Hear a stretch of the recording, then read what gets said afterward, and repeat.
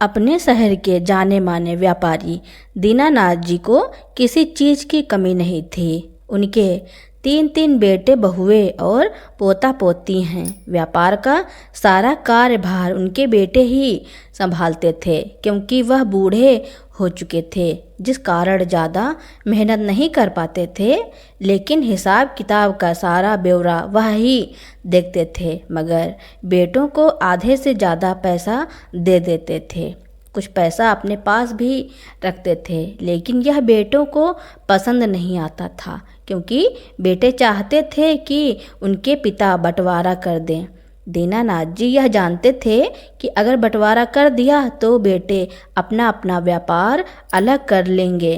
दीनानाथ जी के पास बहुत दौलत थी, नगद पैसे और बैंक बैलेंस की कोई गिनती ही नहीं थी। हालांकि उन्होंने कुछ संपत्ति अपने बेटों के नाम पर कर दी थी ताकि आय कर बचाया जा सके, लेकिन यह भी सच था कि कई करोड़ों की दौलत उन्होंने अपने पास ही दबा रखी हुई थी। दीनानाथ जी के 3 बेटे थे और सबके सब बाल बच्चे वाले थे। पोती पोते भी जवान हो चुके थे। 75 वर्ष की उम्र में उनका शरीर भी काफ़ी दुबला और कमज़ोर हो गया था। इस उम्र में काम तो वह नहीं कर पाते थे, इसलिए व्यापार चलाने का काम उन्होंने अपने बेटों को ही सौंप रखा था। घर पर रहते हुए भी अधिकतर आराम करते या फिर थोड़ा बहुत टहल लेते। हालांकि शरीर बिल्कुल दुर्बल हो गया था, परंतु इस उम्र में भी उनकी आवाज़ एकदम बुलंद थी। बीमारियों से ग्रस्त हो चुके थे, परंतु आज तक उन्होंने अपनी जायदाद का बंटवारा नहीं किया था। बेटों के कहने पर उनकी पत्नी गौरी जी ने कई बार जायदाद का बंटवारा करने के लिए उनसे कहा, लेकिन वह नहीं माने। इसके पीछे भी यह एक कारण था, उनके 3 बेटों ने उनका व्यापार संभाल रखा था। यदि वह बंटवारा कर देते तो उनके बेटे साथ मिलजुल कर व्यापार संभालना तो दूर, एक दूसरे का चेहरा तक ना देखते। यही सब सोच विचार कर उन्होंने संपत्ति के बंटवारे से संबंधित कोई निर्णय नहीं लिया था। कभी बच्चे बंटवारे की बात भी कर बैठते तो दीनानाथ जी एकदम भड़क पड़ते और कड़कती आवाज़ में उन्हें डांट लगा देते। बेटों का मुंह वहीं बंद हो जाता, लेकिन पीठ पीछे 3 बेटे अपने पिता को खूब कोसते। क्या पिताजी मरने के बाद यह सारी धन दौलत अपने साथ लेकर जाएंगे? अपने जीते जी बंटवारा कर दें तो ठीक है, नहीं तो आपस में लड़ाई होना तय है। 2 वर्ष और बीते तो दीनानाथ जी ज़्यादा बीमार रहने लगे। एक दिन आया जब उन्होंने बिस्तर पकड़ लिया। 6 महीने में न जाने कितनी बार अस्पताल में एडमिट करवाए गए और कितनी बार घर लौटे। आखिरकार एक दिन बीमारियों के चलते उनकी मौत हो गई। बेचारी गौरी जी पर दुखों का पहाड़ टूट पड़ा। दीनानाथ जी की मृत्यु पर उनके सभी बेटे बहुएं इकट्ठा हुए। वैसे तो 6 महीने से वह भी इसी ताक में थे कि कब उनके पिता मरे और कब संपत्ति के बंटवारे की बात की जाए। रात के 9 बजे जब उन्होंने अंतिम सांस ली तो उस समय उनकी पत्नी गौरी जी उनके साथ थी। रात के ही समय उनके शव को घर लेकर आया गया। सभी रिश्तेदारों को संदेशा भिजवा दिया गया कि अंतिम संस्कार अगले दिन 11 बजे किया जाएगा। दीनानाथ जी के 2 बेटे आकाश और विकास उस समय घर पर थे, जबकि तीसरा बेटा वरुण व्यापार के सिलसिले में दूसरे शहर गया हुआ था। जैसे ही उसे अपने पिता की मृत्यु का समाचार मिला तो उसने कहा कि अंतिम संस्कार उसके आने के बाद ही किया जाए। उसने अगले दिन सुबह सुबह ही फ्लाइट पकड़ी और 10 बजे वो घर पहुंच गया। पिता के मृत शरीर के पास झूठे आंसू बहाते आकाश और विकास ने अपने तीसरे भाई वरुण से कहा, पिता जी के अंतिम दर्शन कर लो, उसके बाद पिता जी के दर्शन फिर कभी नहीं होंगे। ऐसा कहते हुए वह फूट फूट कर रोने लगे। तभी वरुण अपने पिता के मृत शरीर पर एक नज़र डालते हुए बोला, भैया दर्शन तो हो चुके हैं, अब जरा अपनी संपत्ति के कागज भी देख लिए जाएं। अरे वरुण, पहले दाह संस्कार कर लेते हैं, उसके पश्चात आराम से बैठकर सारा बंटवारा कर लेंगे। हम लोग कहाँ भागे जा रहे हैं, आपसी सहमति से ही बंटवारा होगा, आकाश ने कहा। तो विकास ने भी इस बात में सहमति जताई, जबकि वरुण सहमत नहीं हुआ। अरे भैया, इतनी जल्दी करने की क्या ज़रूरत है, अंतिम संस्कार कुछ देर बाद भी हो जाएगा। और कौन सी लाश सड़ी गली जा रही है? सबसे पहले मुझे यह बताओ कि मेरे हिस्से कितनी दौलत आएगी। अरे हम 3 भाई हैं, तो संपत्ति के 3 बराबर के हिस्से होंगे। इतना सुनते ही वरुण आग बबूला हो गया। उसका गुस्सा 7वें आसमान पर पहुंच गया। अच्छा, व्यापार संभालने का सारा काम मैं करता हूँ, हमेशा टूर पर रहता हूँ, कभी एक शहर तो कभी दूसरे शहर, और तुम दोनों क्या करते हो? कुर्सी पर बैठकर आराम फरमाते हो और किताबें ही तो काली करते हो। बौखलाते हुए वरुण बोला। अपने छोटे भाई की यह बात सुनकर आकाश भी गुस्से में आ गया और बोला, बिल्कुल नहीं, मैं अलग अलग टैक्स को बारीकी से देखता हूँ।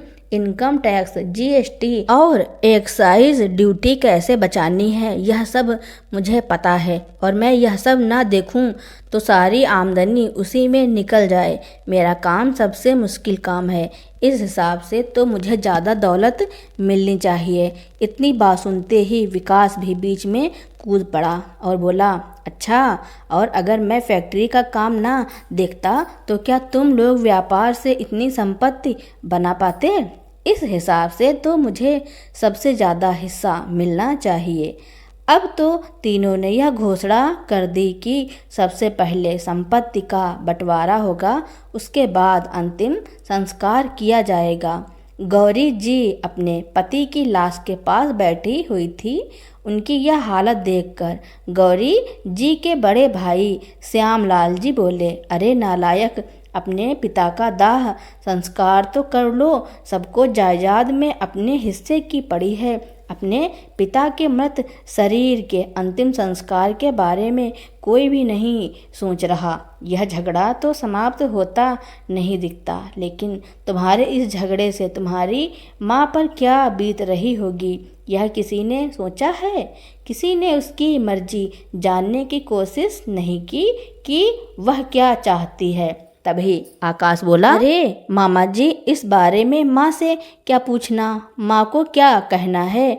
उन्हें तो हम जैसा कहेंगे वह वैसे मान जाएंगी, और अंतिम संस्कार आज नहीं तो कल हो ही जाएगा। पहले हमें एक फैसले पर पहुँचने दीजिए। लेकिन बेटा, सबसे पहले जो जरूरी काम है उसे किया जाना चाहिए। पिता का विधि विधान से अंतिम संस्कार करना पुत्रों का कर्तव्य है। पहले अपना फर्ज पूरा करो, उसके बाद हक के लिए लड़ना। अपने मामा की इतनी बात सुनते ही वरुण जोरदार आवाज़ में बोला, सब लोग कान खोलकर सुन लो, संपत्ति का बंटवारा तो आज ही बल्कि अभी होकर रहेगा। एक बार अंतिम संस्कार कर दिया तो फिर किसी के दिमाग का क्या मालूम कहाँ फिर जाए। मुझे तो अपने हिसाब से संपत्ति का बंटवारा चाहिए, और वो बंटवारा मैं ही करूँगा। वरुण की बातें सुनकर घर में जैसे हंगामा सा खड़ा हो गया। इस दौरान गौरी जी उठकर अपने कमरे में चली गईं और अंदर अपने भाई को बुलाकर उनसे कुछ बात करने लगी। इधर बात इतनी बढ़ गई कि अब तो दोनों बेटे आपस में लड़ मरने को तैयार हो गए।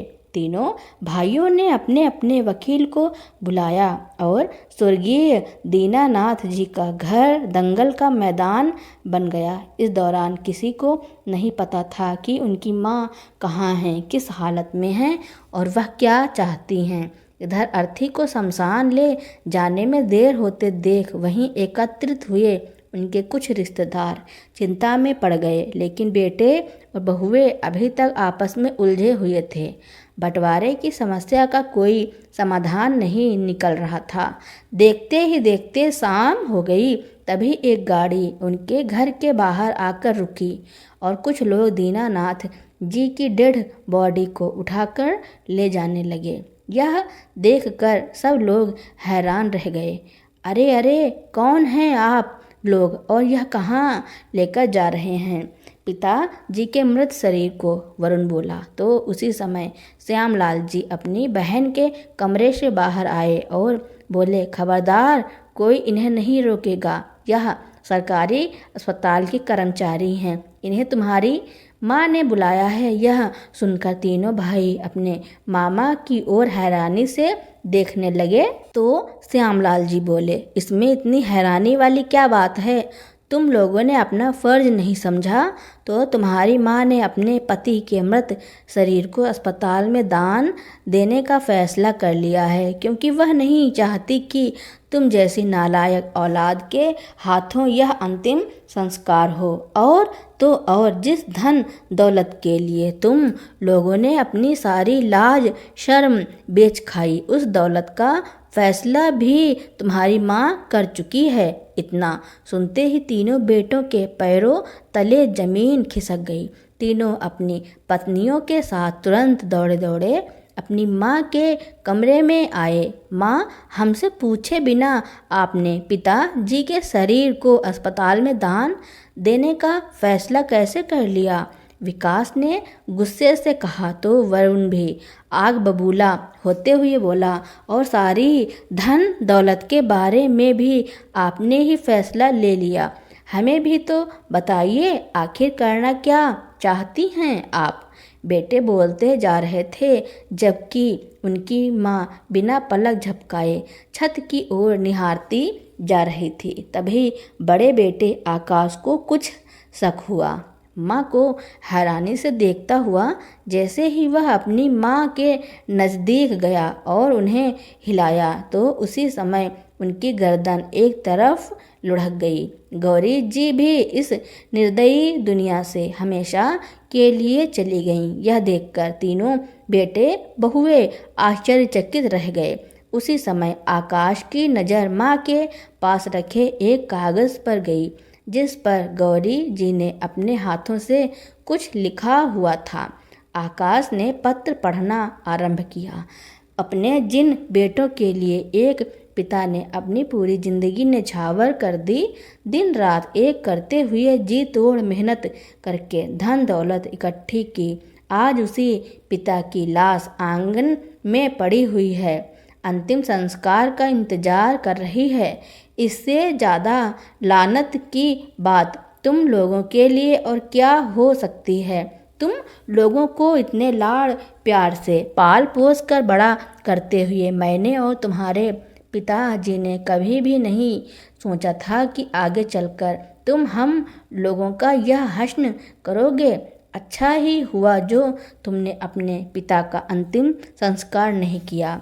मैं गौरी आज तुम लोगों से तुम्हारे माता पिता के अंतिम संस्कार का हक छीनती हूँ। तुम जैसी लालची और नालायक औलाद के हाथों अंतिम संस्कार से अच्छा है कि यह शरीर किसी के काम आ जाए और मरते मरते भी किसी को जीवन दान दे जाए। और हाँ, जिस दौलत के लिए तुम लोगों ने अपने पिता की लाश के सामने इतना हंगामा किया, उस पर कानूनन अब मेरा हक था और अपने उसी अधिकार का प्रयोग करते हुए वो दौलत मैंने इस शहर के सभी वृद्ध आश्रमों और अनाथ आश्रमों में दान कर दी है। आज सारा पैसा मेरे और तुम्हारे पिताजी के जॉइंट बैंक अकाउंट से ट्रांसफ़र हो चुका है और दान दिया जा चुका है। पत्र पढ़कर तीनों बेटों और बहुओं की आंखें फटी की फटी रह गईं। सबके सब जमीन पर बैठकर अपना सर पकड़कर रोने लगे। थोड़ी ही देर में अस्पताल से एक अन्य एम्बुलेंस आई और गौरी जी के मृत शरीर को भी अस्पताल ले गई, क्योंकि उन्होंने पहले ही अस्पताल में कह रखा था कि मेरे मरने के बाद मेरे शरीर का दान कर दिया जाए। इस कारण अस्पताल की एम्बुलेंस आकर उन्हें ले गई। यह सब देखकर वहां आए सभी लोग बेटे और बहुओं पर थू थू करने लगे और वहां आए वह सभी लोग कहते हैं, लानत है ऐसी औलाद पर जो धन दौलत के लिए अपने माँ बाप का अंतिम संस्कार भी नहीं कर सके। ऐसी लालची और स्वार्थी औलाद से तो अच्छा तो बे औलाद ही रहें। सभी रिश्तेदार उन्हें सुना सुना कर जा रहे थे। अब बेटे और बहू से यह बर्दाश्त नहीं हुआ और वह वहाँ से सर झुकाकर अपने कमरे में चले गए। लेकिन कुछ दिन बाद ही घर को वृद्धाश्रम में बदलने के लिए सरकार की तरफ से नोटिस आई और कहा गया कि यह घर जल्द से जल्द खाली कर दिया जाए, क्योंकि गौरी जी ने पहले ही कागजात पर लिख रखा था कि मेरे मरने के बाद मेरे घर को ही वृद्धा आश्रम और अनाथ आश्रम में बदल दिया जाए। अब बेटे बहू को अपना घर छोड़कर दर दर भटकना पड़ रहा था और वह सामान लेकर किराए के मकान में रहने को मजबूर हो गए। तो दोस्तों, गौरी जी ने अपने बेटों के साथ जो किया उसके बारे में आपका क्या कहना है और यह स्टोरी आपको कैसी लगी कमेंट में ज़रूर लिखना। मेरी स्टोरी सुनने के लिए आपका बहुत बहुत धन्यवाद। ऐसी ही नई नई स्टोरियाँ सुनने के लिए मेरे चैनल को लाइक कमेंट शेयर सब्सक्राइब एवं बेल आइकन का बटन दबाना ना भूलना, ताकि मेरी नई नई स्टोरियाँ आप तक पहले ही पहुँचती रहें।